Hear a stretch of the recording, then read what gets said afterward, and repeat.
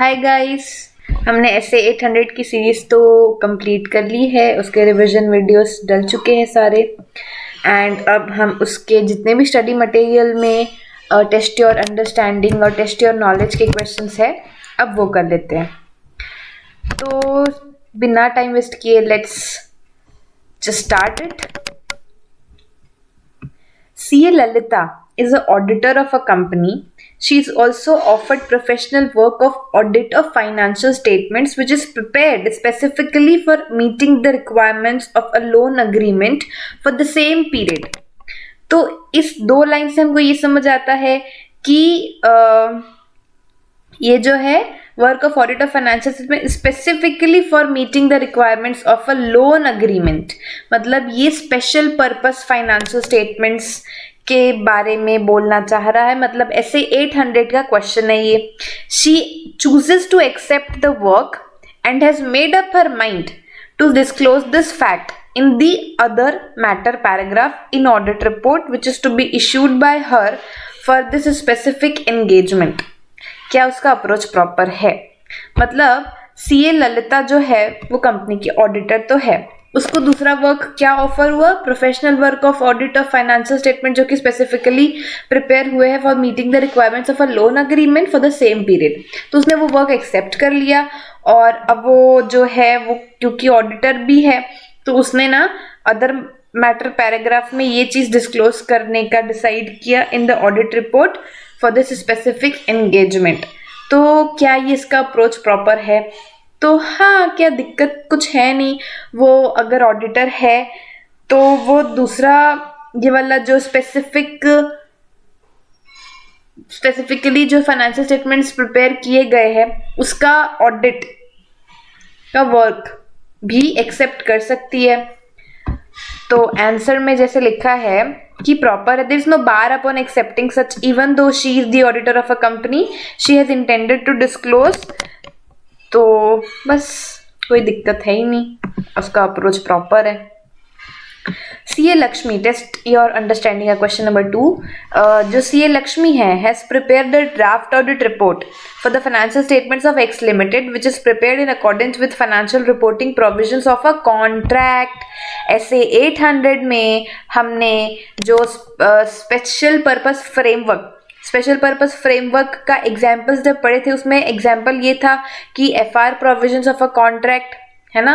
तो इससे भी, क्योंकि अब तो हम एकदम ऐसे तुरंत पढ़ रहे हैं, हमें पता है कि हम ऐसे 805 के क्वेश्चंस पढ़ रहे हैं तो वो क्लिक हो जाएगा। बट जब वो एग्जाम में एक साथ क्वेश्चंस आएंगे ना तब हमको देखना पड़ेगा कि ये कौन से ऐसे का क्वेश्चंस है।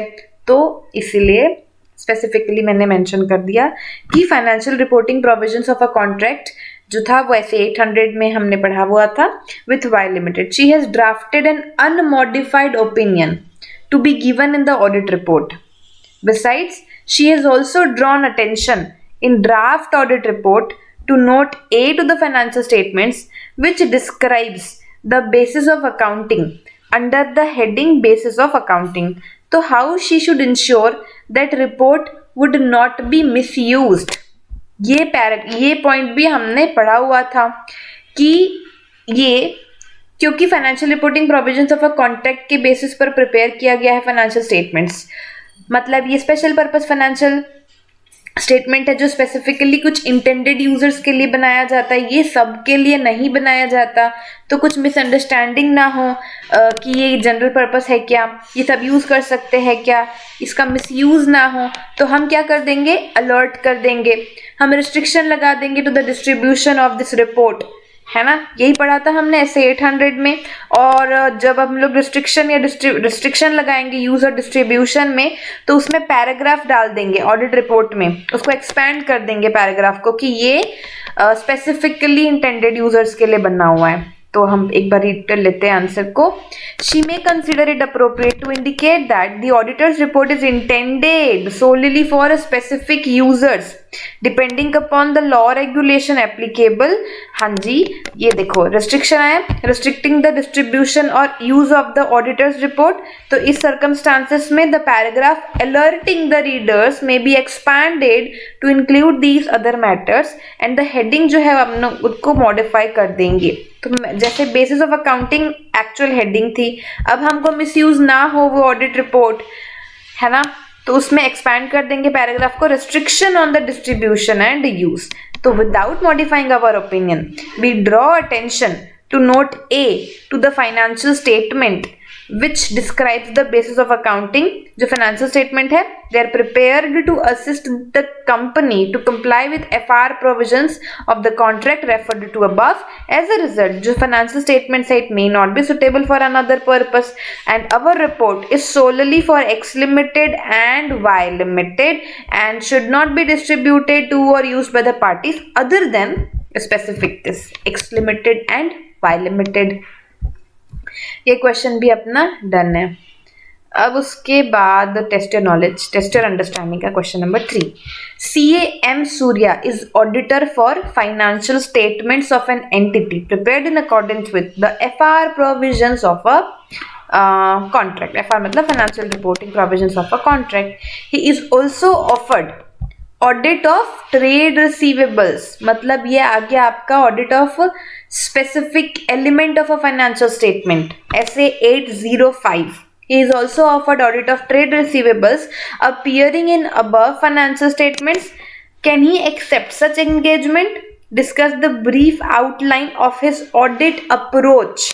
उसका ऑडिट अप्रोच क्या रहेगा इस केस में, तो उसका ऑडिट अप्रोच क्या रहेगा हम देख लेते हैं। जो सिंगल फाइनेंशियल स्टेटमेंट या तो फिर स्पेसिफिक एलिमेंट ऑफ अकाउंट, ये may be prepared in accordance with general और स्पेशल पर्पस फाइनेंशियल स्टेटमेंट।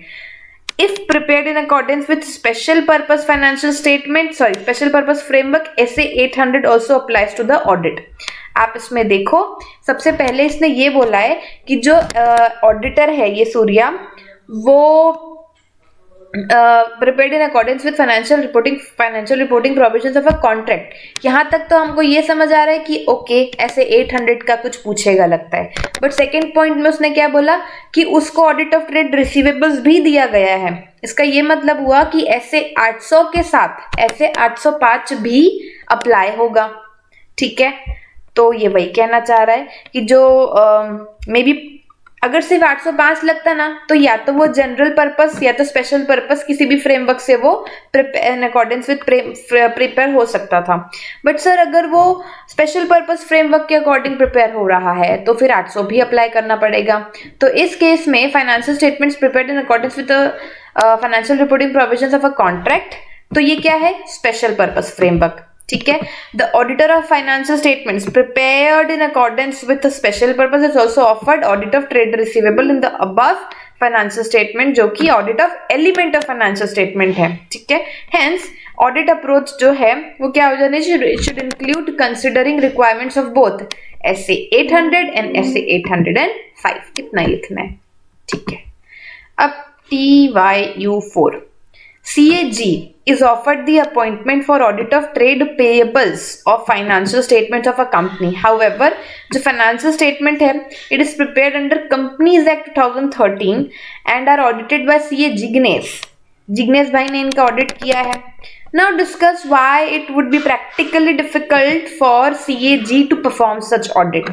ये हमने किस में पढ़ा था, ये हमने 805 में पढ़ा हुआ था कि अगर कोई ऑडिटर स्पेशल पर्पस फाइनेंशियल नहीं, अगर कोई ऑडिटर कोई single element of a financial statement audit करता है, बट उस ऑडिटर ने पूरे फाइनेंशियल स्टेटमेंट का ऑडिट नहीं किया है, तो ये उसके लिए प्रैक्टिकली डिफिकल्ट होगा।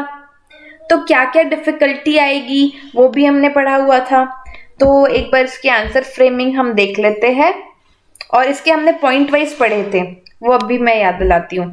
Compliance with the requirements of SAs relevant to audit of a single financial statement may not be practicable when the auditor is not also engaged, है ना। प्रैक्टिकेबल नहीं हो सकता ये। तो in such cases auditor often does not have the same यहाँ से उसने क्या बताना शुरू किया, इस यहाँ पे से इन सच केसेस के बाद से हमने जो पॉइंट्स पढ़े थे अपने नोट्स में वो बताना शुरू किए। ठीक है, so in such cases the auditor often does not have the same understanding of the entity and its environment including internal control. ठीक है, उसके बाद उसको फर्दर एविडेंस लेना पड़ेगा to corroborate and in the case of an audit of a specific element certain assets require that may be disproportionate to the element being audited and if the auditor concludes that an audit of a single financial statement और specific element of financial statement may not be practicable, तो auditor क्या करेगा sir जी, discuss करेगा management के साथ कि क्या कोई other type of engagement might be more practicable. ठीक है, सो 2 और बच्चे हैं, उसके बाद हमारा ये अंडरस्टैंड टी बाई यू हो जाएगा, उसके बाद अपन टी बाई के कर लेंगे।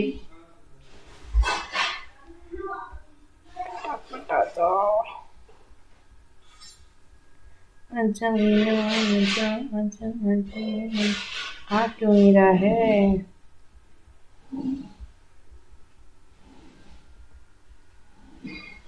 आगे। ठीक है, CA Madhur is the auditor of a company and has issued audit report dated 15th June of a particular year. ठीक है, the audit report on summary financial statements derived from such audited financial statement is dated 15th July of that particular year. अब आपको discuss करना है कि whether there exist any additional reporting responsibility for auditor in such a situation in respect of a audit report on summary financial statements. तो सबसे पहले आप ये देखना कि हमको जैसे पता दिखा कि ये समरी फाइनेंशियल स्टेटमेंट है 810 लगेगा।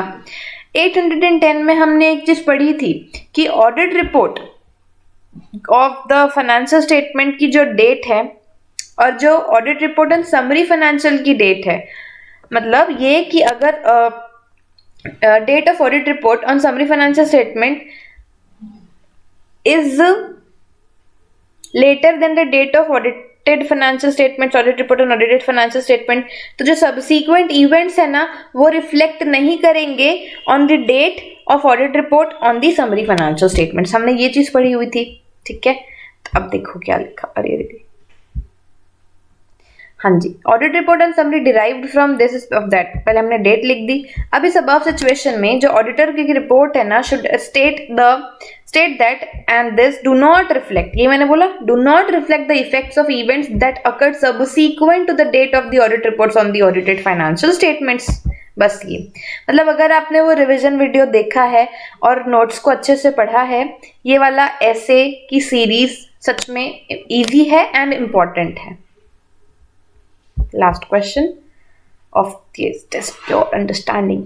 Consider that audit report on financial statement issued by CA Madhur for above said company contains, consider that जो audit report on financial statements है issued by CA Madhur for above said company, it contains a qualified opinion.